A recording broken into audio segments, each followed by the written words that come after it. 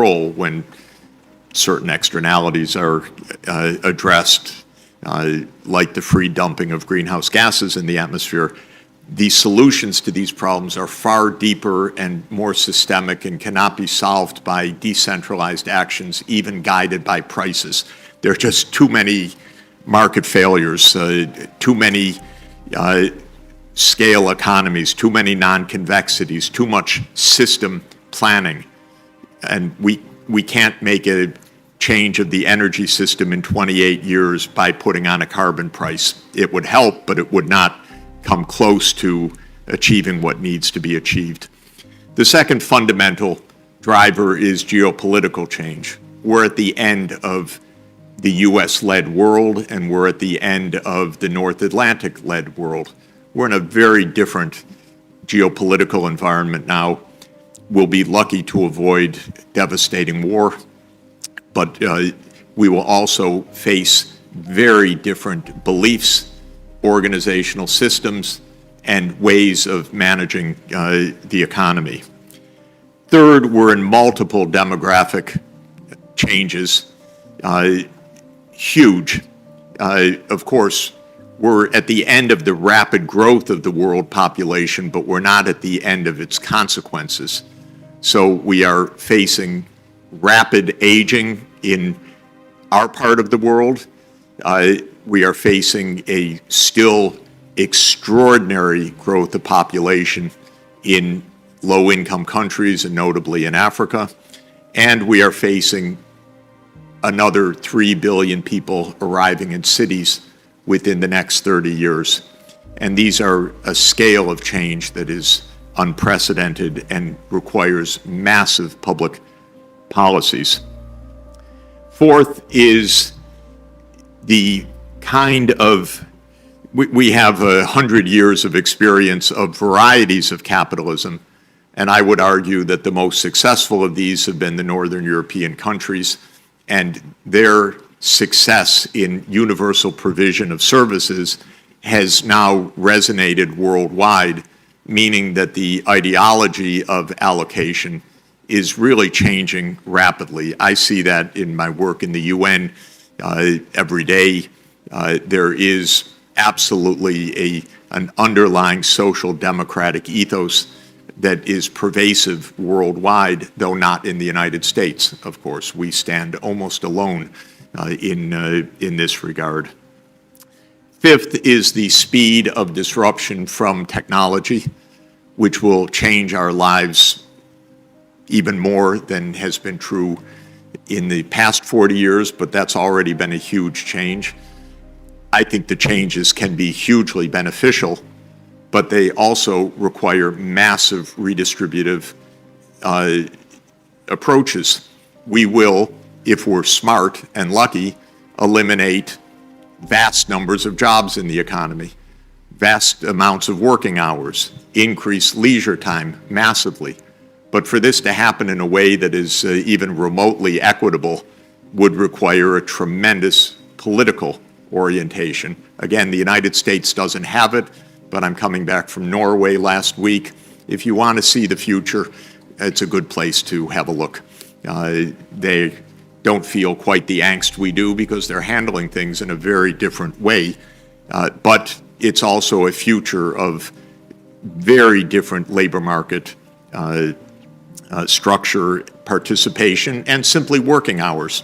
And finally, the point I would make is that we were, for arguably the 250 years since Adam Smith wrote, in the era of wealth, and the wealth of nations was a very smart and effective proposal to address chronic poverty.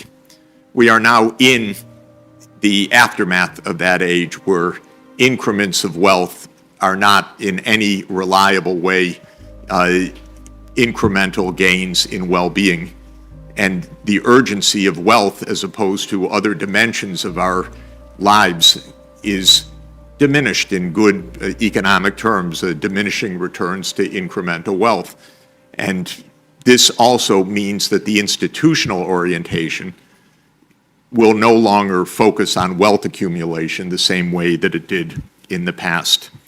So this leads, in my view, to a recognizable but different set of institutional priorities and ethical emphases.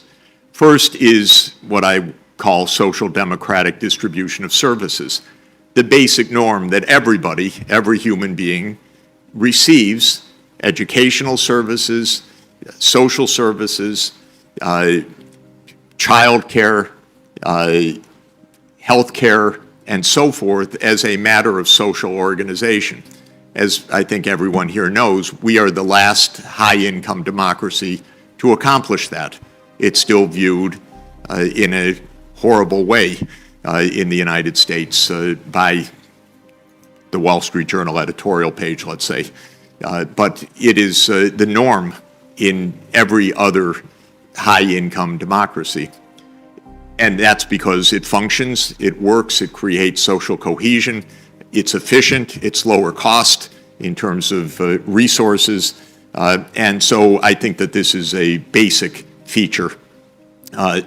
Second, I think we will move to a regime of global fiscal sharing and financial sharing in a way that we never have before. This is very hard. This will no doubt take decades because even the European Union has an extraordinarily difficult time of redistributing even modest amounts across borders of a tight union.